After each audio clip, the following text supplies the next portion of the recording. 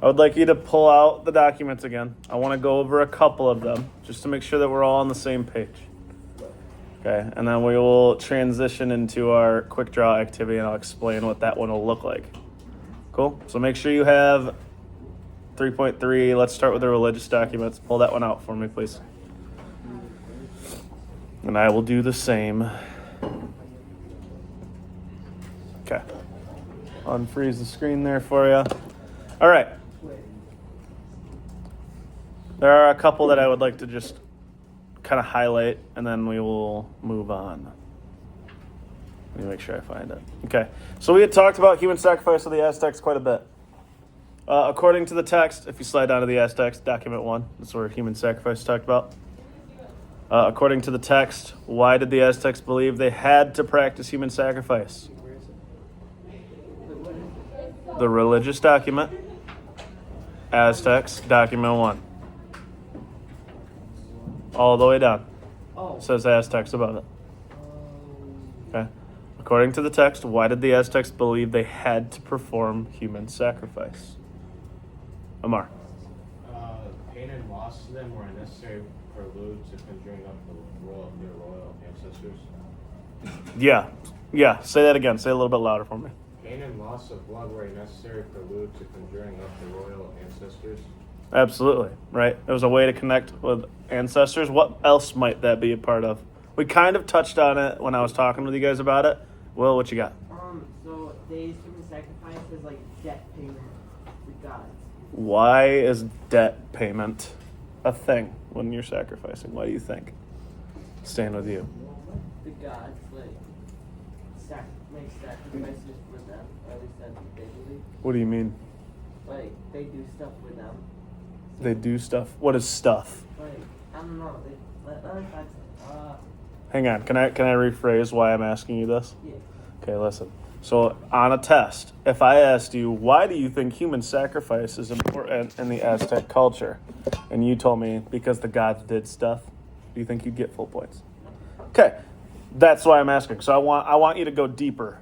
You are correct, absolutely. But what is stuff? What do you think? Just like off the top of your head. Don't worry about reading it. Probably like What is stuff? What are the gods offering to them?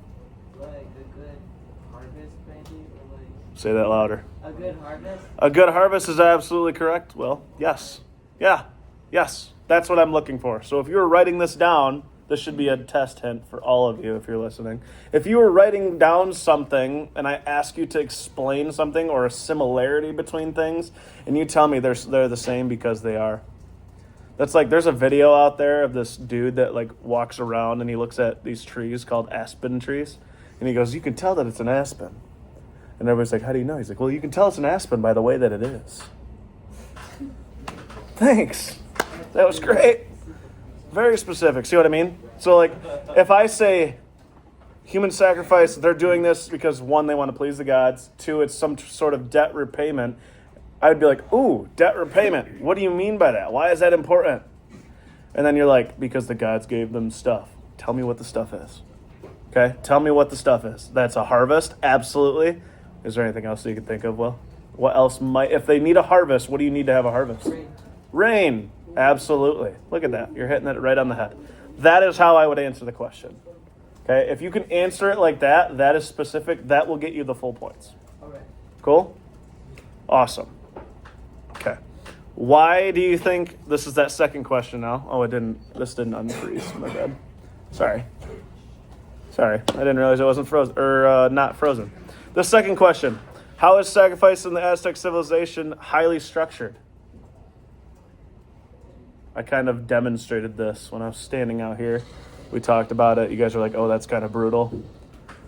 Mason, what you got? Number 2, right? Yeah. Okay. So I said it took place during religious festivals, and it was often to satisfy the sun god and ensure that the sun would continue to rise. And then I said that victims were often captured warriors, and the ritual normally involved laying the person over a stone to remove the heart of an obsidian. Yeah. So, 1, they're doing it around festivals. If you haven't answered that question, you should be doing it now, not just staring at Mason while he's answering the question. Okay? They do it during festivals a lot of times. a lot of times the people who are getting sacrificed are what again, Mason? The people. Like, what happens to them? Who are they? Who is usually the ones? Often captured warriors. Yeah, so usually we call them prisoners of war, right? We captured you. Guess what? You're an offering now. Okay. They also would use certain blades made of obsidian. Excellent point. To carve out the heart. Why do you think they use the heart? I know you know. Hang on. Coco, go ahead. It's like the life-giving organ. Say it again. Say it louder. It's the life-giving organ. The life. Absolutely. It is the life organ. Okay. If I am like, we need help getting more things to be alive so we can eat it, please take this thing that was once alive. Yeah. Absolutely. Right. Being weird gets your attention a little bit more, hopefully. Also, what did they do with the body when they were done? Oh, Vincent? they like left Yes. it there, but then like they just shoved it down. Hang on a minute. What did they leave at the spot of sacrifice? The human heart, The heart. What did they do with the body? they got rid of it How did they get rid of it? by shoving it down. They like threw it down a slide and said, "See ya." Right? The heart was the piece. That was the key to this. Okay?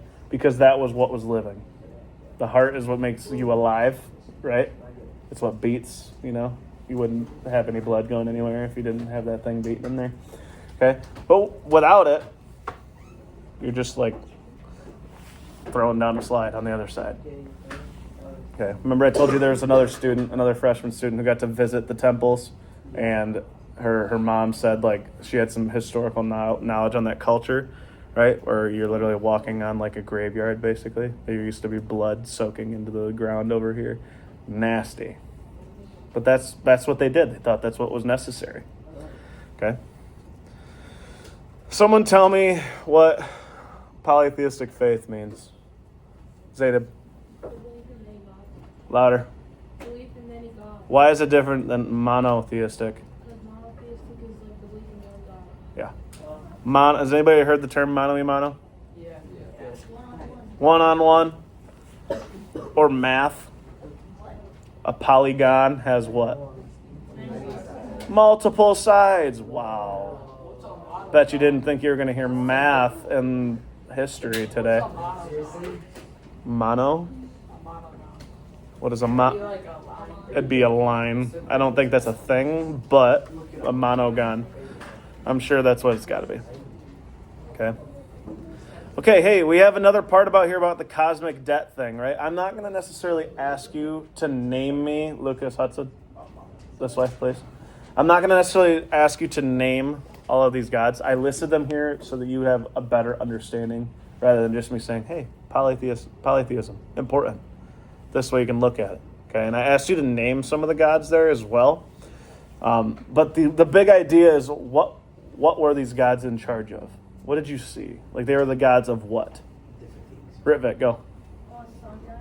They are the sun. What else? Oh, rain. Rain. What else? Wind. Wind. Is there any other ones? Wisdom. What else is Tlaloc? What else? Water. Fertility. Wind and wisdom. Yeah. Concord. Harvest. Oh. So if we have a god that we're worshiping, sacrificing to for the sun, rain, wind, and fertility for our harvest, what is the big idea there? Why do we need to worship them? I'm going to stay with Ritvik. Hang on. So like the agriculture can flourish. Yeah, exactly. Yes. That's what I'm looking for. Okay? If you can tell me, they all have polytheistic faiths, and you can tell me why they might be worshiping them, test hint, if you're paying attention, test hint. If you can tell me what polytheism is and why they might be worshiping them, perhaps in your CER, pausing for dramatic effect and hoping that you're picking up on the fact that I'm giving you another study hint, I think you'll be very successful. I'm pausing very dramatically all the time, if you can't tell. Okay? So we talk in this document, we talk about the maize god, same kind of thing, right? Harvest is coming out of that. That is the big idea here. I'm not trying to trick you. I'm putting it right in front of you. Okay? You don't need to know all the specifics, but if you can tell me what's going on and what the purpose of it is, you're going to be successful. That's all I'm asking you to do. Cool? All right. Are you ready to not be staring at me talking the whole time? Yeah.